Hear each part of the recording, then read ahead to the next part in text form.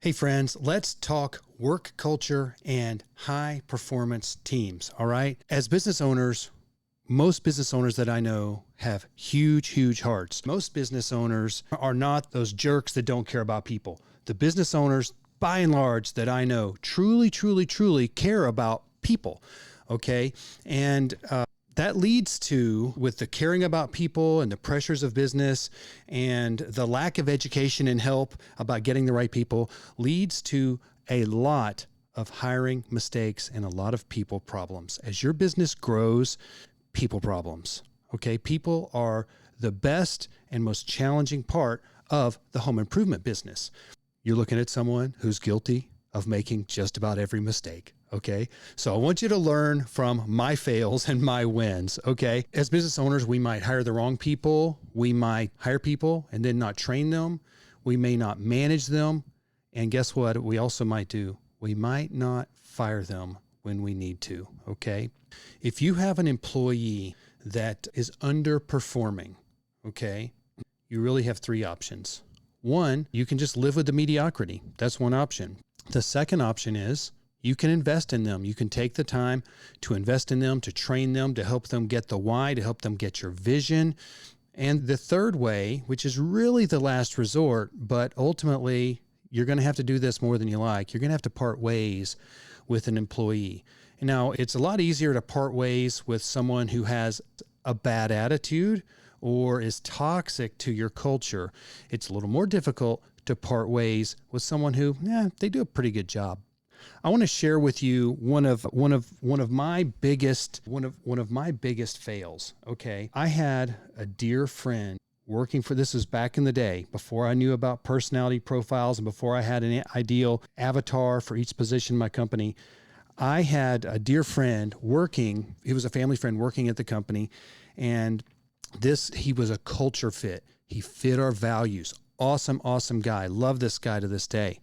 However, he struggled in his job. He struggled with getting everything done in the broad responsibilities that this position had at the time. At this time, the position was a sales and managing the projects that you sold. Okay, a lot of responsibilities there. Don't do it that way anymore. But at the end of the day, he wasn't closing any deals, and he was not good at following through on the details. His heart was in it, but really his capacity wasn't there because he just wasn't engineered by God in that way. He had a different disc profile, okay, different personality style.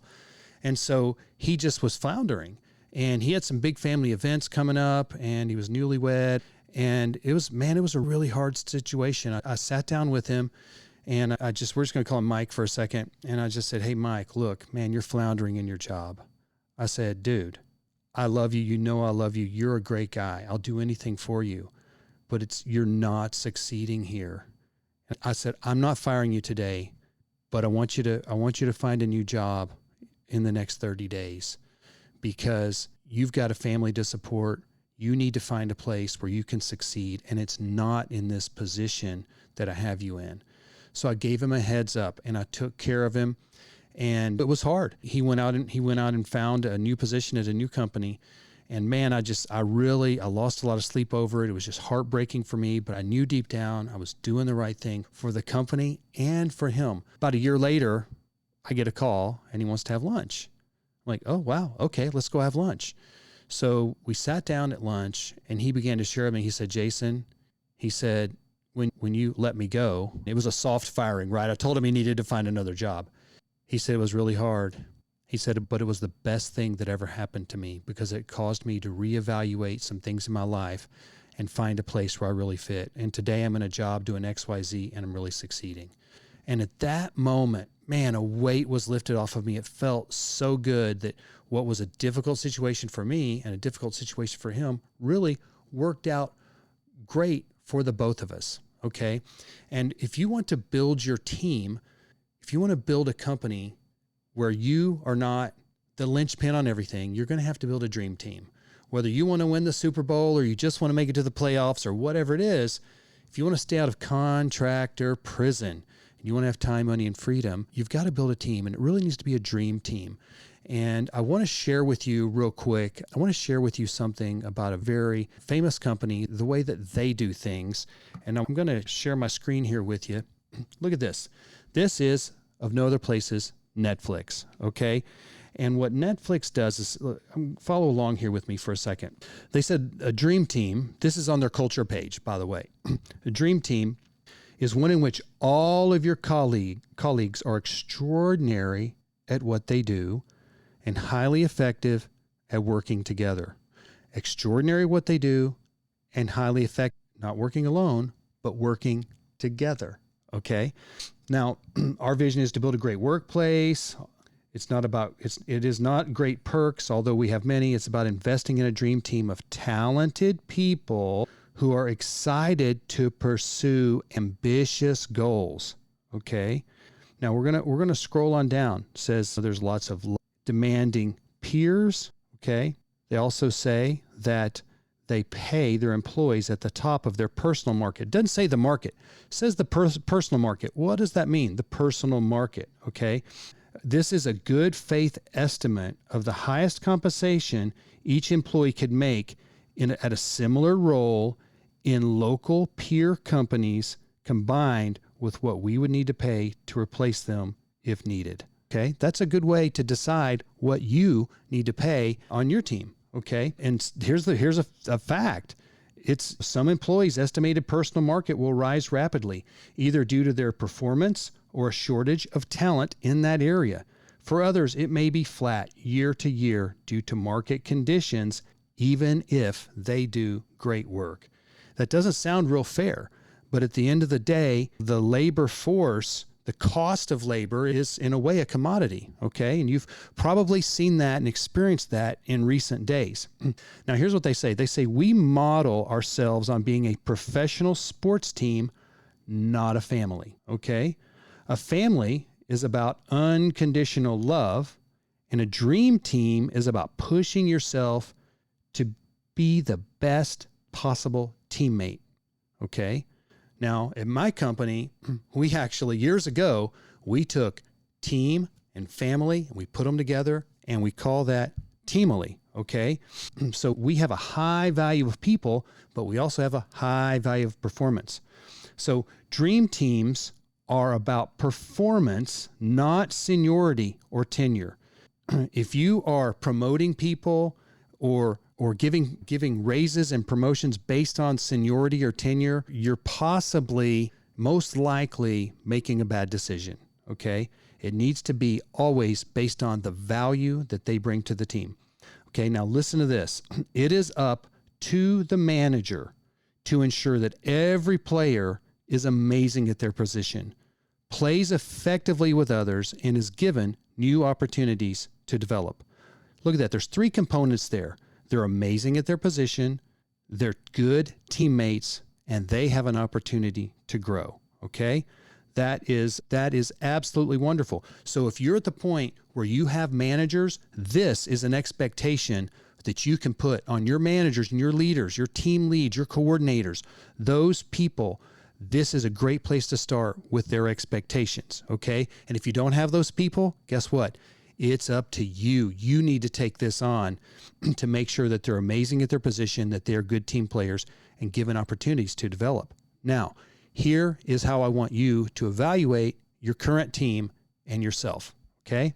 They say, to strengthen our dream team, our managers use a keeper test, okay, for each of their people. If a team member was leaving for a similar role at another company, would the manager try to keep them? Would the manager chase them down? And if the manager can't say yes, basically meaning their manager would not fight to keep them, okay?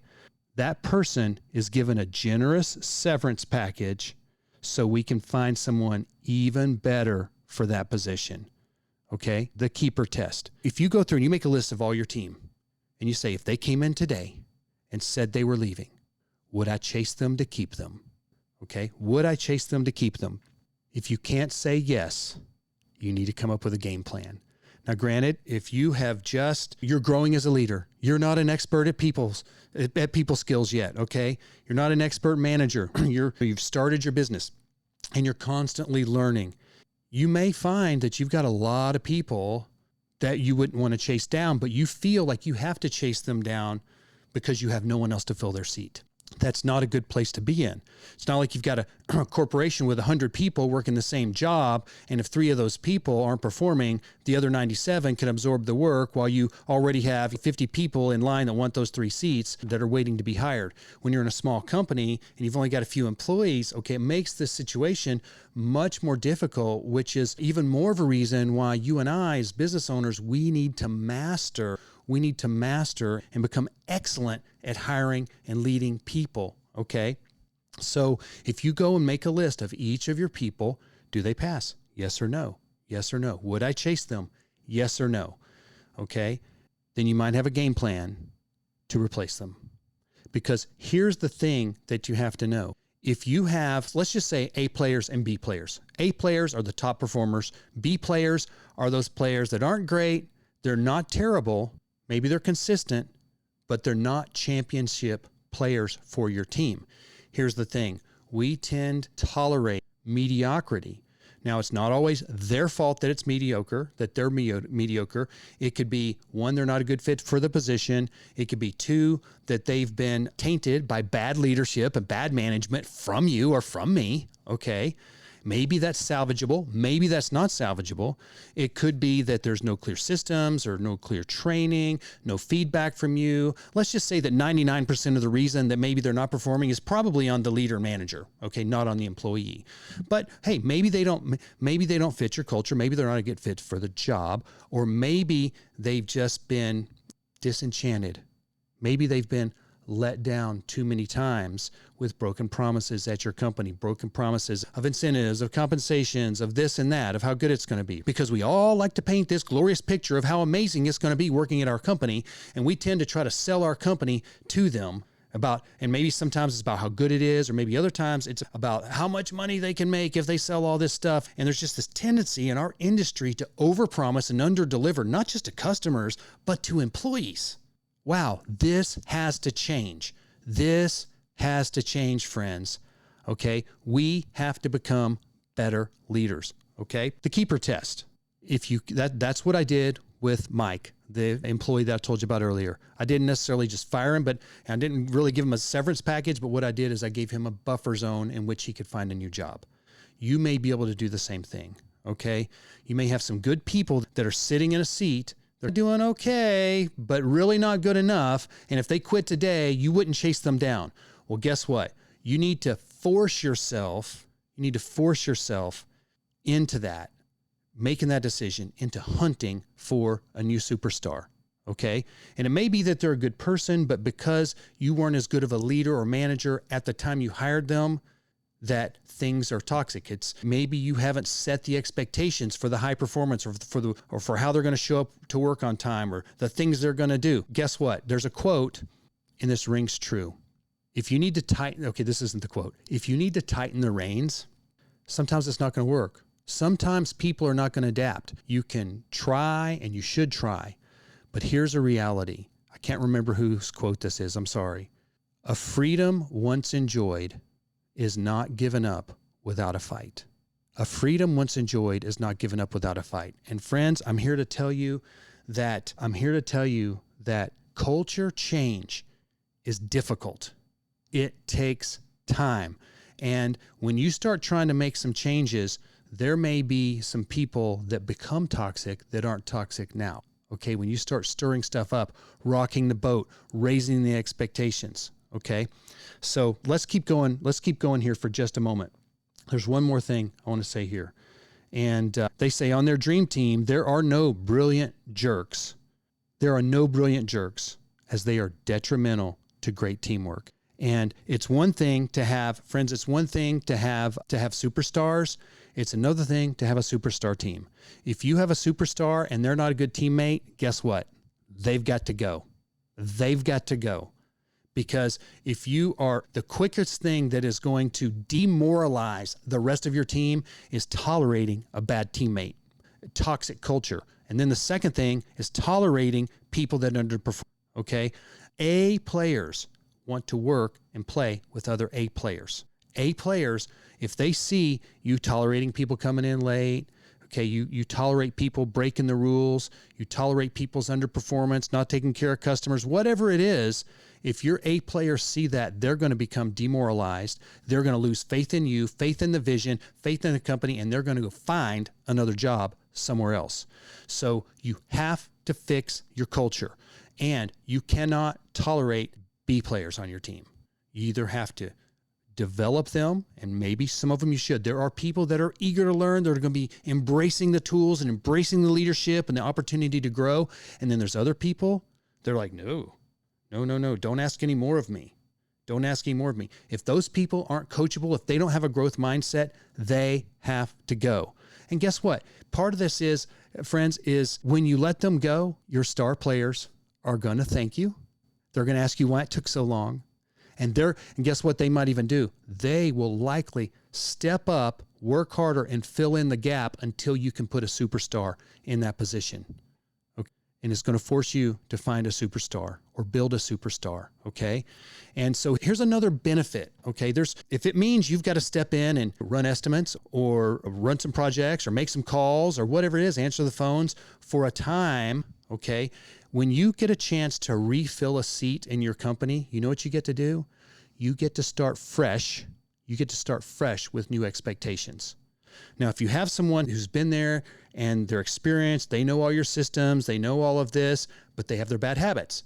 Now you get a new person and they don't know your company, but they're going to come in and you get to set fresh expectations. Now you've got to, and this may be different in every situation, and you have to make these decisions when they're to the benefit of your company. Okay. You can't just go and wipe everybody out all at once. Then who's going to do all the work? Nobody. Okay. You're going to have to strategically do this. But if you have, I lost my train of thought. We're going to cut that out right there. You get to set new expectations. For instance, let's just say you've got someone that has been coming in late for the last year, and you're trying to get them to come in on time, but it's just not working. If you start off with that new person and you say, hey, look, by the way, if you're late, first time, you're going to get written up. Second time, you're going to get written up. Third time, you're going to be dismissed. Boom. If you set those expectations and you hold to it, and you set the example, they're going to do it without a problem. And that same person that's showing up late that you're tolerating right now, you can't get to come in on time, if they go get a job at another place and they have new expectations set at that new company, they're probably going to show up on time for them. And my point is, not all situations are salvageable. It's sad, but true. You should try. But at some point, you're going to have to realize, hey, look, I got to cut bait. And you've got to take responsibility for saying, you know what, my leadership is the one that created this situation. This isn't necessarily their fault, okay? I can't win their heart back over. We've got to do something. And you can give them a severance package. You can help them find another job. There's a lot of things you can do there, okay? But these are hard decisions. And guess what? You, as the business owner, you're the one that has to make the hard decisions, okay? You need A players. Friends, be bold, be confident, value people. Oh, by the way, if I let them go, am I not valuing people? I don't value people. Guess what? You have all these other stakeholders in your company, AKA your family, AKA your other employees, AKA even your customers, that you need to be looking out for the good of the company. One of the things that Netflix says in that document that I didn't share with you is they said, we want employees that are going to make decisions in the best interests of Netflix. Wow. What if every one of your employees was making decisions in the best interest of your company, your customer? How much different things would be. Guys, we can buy their hands, but we have to win their hearts, okay? And sometimes we have to start over. It's sad, but true. So make a list of your employees. Do they pass the keeper test? Come up with a plan. If you want any thoughts or you want to chat, reach out to me. I would be more than happy to connect with you. You guys take care. Bye-bye.